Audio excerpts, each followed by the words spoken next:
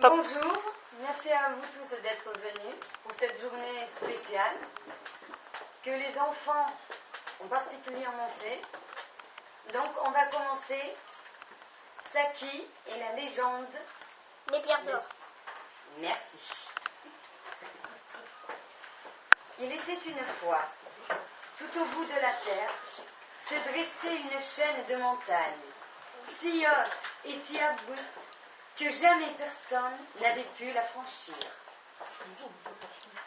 Et cependant, au milieu de ces montagnes qui formaient une immense cuvette, il y avait un désert de sable et de dunes brûlés comme du feu par l'ardeur du soleil. Nul n'aurait pu survivre dans cet endroit inhospitalier, pas un insecte, ni aucun animal. Malgré tout, en plein milieu de ce désert infini, existait un petit village entouré d'une belle forêt, comme un oasis magique. C'est quoi un oasis? Dans ce village, par miracle, vivaient quelques familles inconnues de tout le reste du monde. Ils se désaltéraient à l'eau fraîche d'une source coulant en abondance, élevaient quelques animaux domestiques et habitaient des tentes bizarres et colorées, semblables à des tipis des Indiens d'Amérique. La vie de ces villageois aurait pu être agréable s'ils n'avaient pas eu très peur d'un Dieu qu'ils voyaient le matin très haut dans le ciel quand le soleil se levait. Ils traçaient alors une ligne blanche toute droite et repassaient le soir dans l'autre sens. Ce village s'appelait Terra Punta. Il y avait un roi, le grand roi Dek, et son épouse, la reine Aminse. Ils avaient une fille, la petite princesse Safia, et un fils, Arsène. Dans le village, Safia était très amie avec un jeune garçon prénommé Saki, un berger courageux et travailleur. Saki aimait les animaux. Il avait Basile, un âne blanc, qu'il utilisait parfois à transporter du bois pour les habitants. En échange, ces derniers lui offraient sa nourriture. Il était aussi très souvent accompagné d'une tortue qui s'appelait Scatuletta. Paraît-il que très loin, par-delà les montagnes, il existerait une île de rêve au cœur de la mer d'où viendrait sa tortue. Dans la langue de cette île, son nom signifierait petite boîte. Saki n'y croyait pas vraiment. Même si c'était Dien Bien qui lui avait dit. Dien Bien était son meilleur ami. Très âgé, l'homme considéré comme un vieux sage était toujours vêtu d'une grande robe. Son visage jaunâtre, aux yeux étirés, était orné d'une longue barbiche cachant la moitié de son cou. Dien Bien était un homme étrange qui connaissait beaucoup de choses, comme s'il venait d'ailleurs. Il traçait souvent des signes sur de grandes feuilles d'arbres blancs avec une espèce de peinture qu'il fabriquait lui-même. Tout le monde dans le village le respectait, y compris quand son singe, Sam, faisait des bêtises. Même le méchant sorcier, Grand, et sa très laide femme, Moukir, le craignait. Sans oublier Féroce, leur affreux et méchant chat, qui se cachait en voyant Dien Bien se promener sur la place ombragée du village. Saki avait aussi un bon camarade prénommé Bombec, toujours accompagné de son petit chien Fripouille. Le soir venu, quand la chaleur se faisait moins forte, tout ce petit monde se retrouvait pour jouer et bavarder sous l'autorité du grand Roadec, qui questionnait chacun sur les travaux accomplis dans la journée. Puis très souvent, à la nuit tombée, le vieux Diane-Bien recevait Saki dans sa maison pendant 2 ou 3 heures. « Que fais-tu chez Diane-Bien » s'inquiétait son ami Bombec. La princesse Safia aussi était curieuse de savoir, afin de mieux comprendre. Mais Saki restait silencieux et secret sur ses visites. Comment expliquer à ses amis que Diane-Bien lui apprenait à tracer des lettres sur les grandes feuilles blanches? Des chiffres aussi qu'il mêlait les uns aux autres. Diane-Bien appelait ça lire, écrire, compter. Un rêve que Saki cultivait en secret depuis sa plus tendre enfance. Pendant ce temps, le sorcier Grand-Grand conseillait le chef du village. Ne laisse pas ta fille se rapprocher de Saki. Il est trop pauvre et ne fera jamais rien dans sa vie. Puis, le temps passa. Les enfants grandirent. Saki devint un beau jeune homme, courageux et travailleur.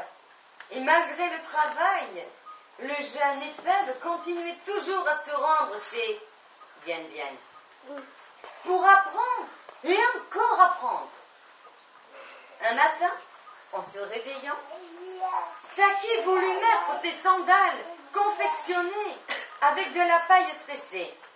En les enfilant, il sentit au bout d'une d'elles quelque chose de dur. Après l'avoir ôtée, en passant la main à l'intérieur, il en ressortit une pierre jaune, très dure, pleine d'éclats brillants. Pendant de longues minutes, il se mit à l'admirer, sans comprendre ce qu'elle faisait là. La trouvant fort jolie, il se décida à la ranger précieusement dans une boîte sans se poser plus de questions. Au pied de son lit, Scatuletta le regardait en étirant son cou hors de sa carapace. Puis Saki, n'y pensant plus, et travailleur acharné, il commença sa dure journée habituelle. Et pour se donner davantage de courage, il projetait dans son esprit Une aléa du direct. Et pour se donner davantage de courage, il projeta dans son esprit de douces images de la princesse Safia, qu'il rencontrait en cachette de temps en temps. Le lendemain matin, à son réveil, Saki remarqua que Scatuletta était encore au pied de son lit, tandis que Basile, son petit âne blanc, qui d'habitude était toujours dehors, avait passé la tête et son cou au travers de la porte pour le regarder. Heureux de les voir si proches, Saki sourit à ses 2 amis et au moment de mettre ses chaussons, il découvrit une autre pierre, jaune, grosse comme une prune. Étonné un instant, mais soucieux et pressé de se mettre au travail, il rangea la pierre avec l'autre dans la boîte. Le jour suivant, Saki trouva à nouveau une pierre dans ses sandales.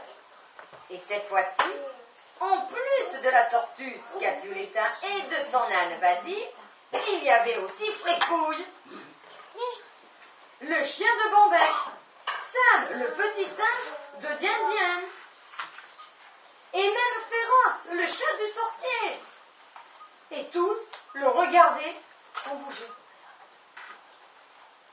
De plus en plus étonné par ce prodigue qui ne s'expliquait pas, il décida de se confier à Diane-Bien. Et le soir même, il raconta son histoire. Dien Bien sourit en contemplant les pierres et conseilla à Saki de faire semblant de dormir ce soir tout en surveillant sa chambre. Et surtout, il devait garder ce secret et n'en parler à personne. Ainsi, toute la nuit, Saki resta éveillé, luttant de toutes ses forces contre le sommeil.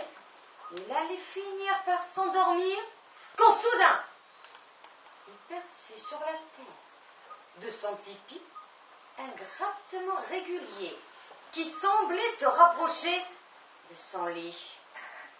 Les yeux mi-clos, il vit alors Scatuletta qui poussait devant elle avec sa tête une pierre jaune et brillante, grosse comme un œuf. Lentement, il la regarda diriger la pierre à l'intérieur de sa sandale. Le jour à peine levé, il se rendit aussitôt chez Dien Bien pour lui dire qu'il avait percé une partie du mystère. C'est alors que le vieil homme lui parla longtemps, très longtemps. Dans la journée, Saki rencontra la belle princesse Safia. Tout près de son oreille, il lui murmura ce qu'il comptait faire. Et elle se mit à pleurer. Ensuite, à son ami Bombay, il lui révéla ses mêmes intentions. Et son ami, devenu un homme fort, le serra longuement dans ses bras. Il appela son chien Fripouille et après l'avoir caressé doucement, le confia à Saki. Le lendemain matin, Dien Bien, Saki, Basile, Scatuletta, Fripouille, Sam et même Féroce avaient disparu. Tout le village de Terra Punta se mit à leur recherche durant des heures. Mais leurs traces se perdaient dans le sable du désert. Nul n'osa s'y aventurer, terrorisé par la traînée blanche que ce Dieu créé dans le ciel. Les habitants l'accusèrent de les avoir emportés. Seule la princesse Safia et son ami Bombay, mis dans la confidence, savaient où ils étaient partis. Mais les deux complices ne dirent rien au reste du village. Pendant ce temps, la caravane de leurs amis se déplaçait durant plusieurs jours. Et peu à peu, les montagnes se rapprochèrent et l'air devint plus respirable. Un soir, ils atteignirent le pied des montagnes et aussi loin que pouvait se porter leur regard, ils ne virent pas le sommet. « Nous sommes prisonniers !» dit Saki un peu inquiet. « N'aie pas peur !» répondit Dien Bien, qui se déplaçait avec une dextérité déconcertante de rocher en rocher. Le vieux sage parut chercher quelque chose, quand soudain, il sembla disparaître dans la montagne. Saki l'entendait les appeler, et aussitôt, ils se dépêchèrent de le rejoindre. Dien Bien, souriant, était assis dans un tunnel très frais, qui paraissait s'enfoncer sous la terre. « Reposons-nous, demain sera une journée difficile. » Écoutant les conseils du vieil homme, tout le monde s'endormit très vite. Mais à peine réveillé, Saki vit Dien Bien tracer des signes, prendre des mesures sur les parois du tunnel. Et soudain, il s'exclama « Nous allons creuser ici !» Quelque chose me dit que derrière cette paroi, nous allons découvrir le trésor fabuleux, celui que Scatuletta t'offrait chaque matin à ton réveil. La tortue confirma d'un signe de tête. Et aussitôt, tout le monde se mit au travail avec entrain. En quelques minutes, ils découvrirent une trappe que Saki souleva. Ils entrèrent dans une immense salle où partout brillaient des milliers de diamants et de pierres précieuses, des caisses pleines d'or et des pierres par centaines, comme celles que Saki trouvait dans ses chaussures. Ils restèrent là sans parler, émerveillés par tant de splendeur. Maintenant, tu connais le secret des pierres, s'exclama Bien Bien. Désormais, tu es armé de la plus belle arme qui soit. Tu sais écrire. Et ces pierres précieuses t'appartiennent pour découvrir le nouveau monde. Ta vie, mon petit, ce n'est pas d'être berger. C'est bien autre chose, crois-moi. Quand tu sortiras, tu seras de l'autre côté de la montagne. Il y aura une petite maison où tu frapperas à la porte. Un homme viendra t'ouvrir et tu lui diras que c'est moi qui t'envoie. Quant à moi, je vais rentrer à Terra Punta. Mais surtout, garde bien le secret des pierres d'or. Tu devras t'en servir sans jamais les gaspiller. Saki serra très fort le vieil homme contre lui et l'étreignit longuement. Dans son fort intérieur, il savait qu'il ne le reverrait pas de sitôt, ni même son village. Le jeune homme venait de comprendre que derrière la montagne, une nouvelle vie l'attendait. Il le regarda s'éloigner jusqu'à ce qu'il disparaisse au loin, en faisant des signes de revoir avec la main. Les années passèrent, et si les habitants de Terra Punta s'étaient habitués à l'absence de Saki et de ses animaux, la pauvre princesse Safia pleurait souvent. Bombec, quant à lui, regrettait son fidèle ami, ainsi que Fripouille. De son côté, après avoir fait quelques révélations sur le destin de Saki au reste du village, Bien Bien devenait de plus en plus vieux.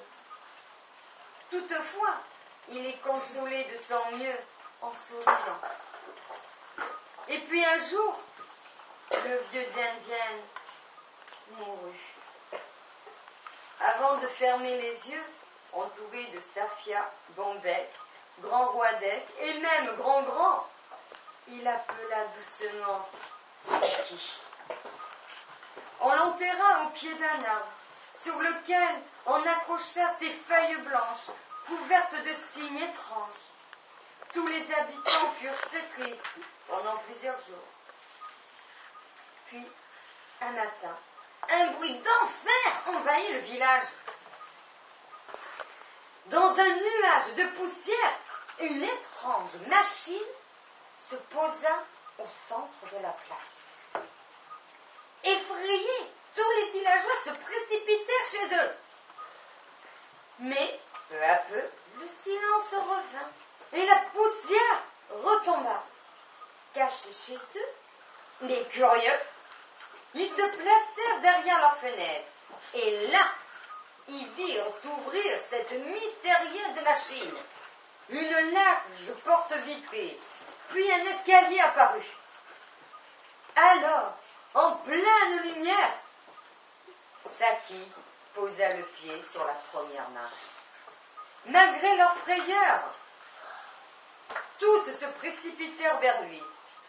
Saki était enfin revenu. Pendant un long moment, ce ne furent qu'embrassades, rires et larmes de bonheur. Safia et Bombec ne le lâchaient plus, et pendant des heures, il fallut qu'il raconte et raconte à nouveau le monde tel qu'il était. Il promit d'ailleurs à tous de venir les chercher pour les emmener faire ce grand voyage. Mais avant, il leur expliqua pourquoi il ne devait plus avoir de crainte en regardant le matin et ce soir cette étrange fumée blanche dans le ciel. En fin de compte, le dieu dont les villageois avaient peur, n'était tout bonnement qu'un avion qui survolait leur territoire d'un point à l'autre. Et il raconta encore pendant des heures comment il était devenu le président de la République de ce grand pays. Le soir, sur la tombe de Dien Bien, Saki resta à genoux une partie de la nuit. Bombec, qui avait veillé sur lui, affirma qu'il avait parlé longtemps en leur expliquant que le destin de Saki était autre que berger. Au petit matin, Saki demanda à Safia de repartir avec lui pour l'épouser. Ainsi, tous les habitants perdus de Terra Punta, oubliés depuis la création de l'univers, purent enfin découvrir le monde. Dans le ciel, le mystérieux magicien Dien Bien pouvait être heureux. Désormais, seul Saki connaissait le grand secret des pierres d'or.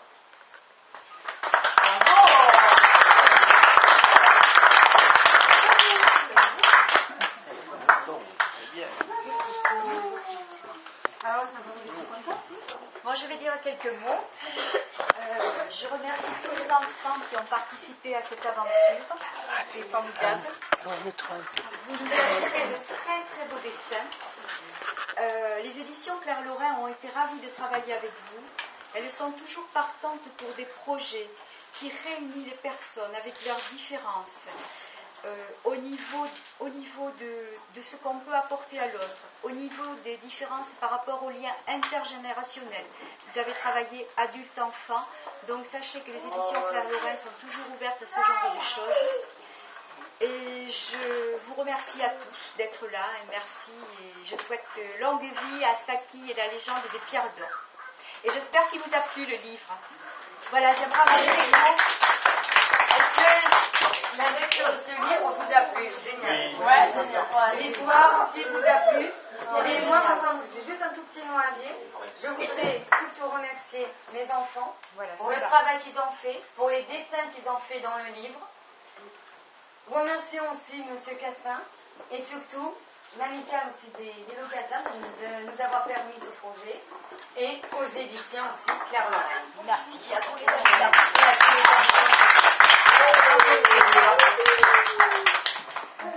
Alors, passons maintenant pour ceux qui ont la dédicace du livre. Est-ce que quelqu'un peut mettre un petit mot sur le livre? Est-ce que vous voulez que je vous fasse un petit mot et que vous signez? Et qu'un adulte vous fasse un petit mot et que vous signez? Ou alors vous signez simplement? C'est pas nouveau. Vous signez simplement. C'est pas un petit verre, c'est pas.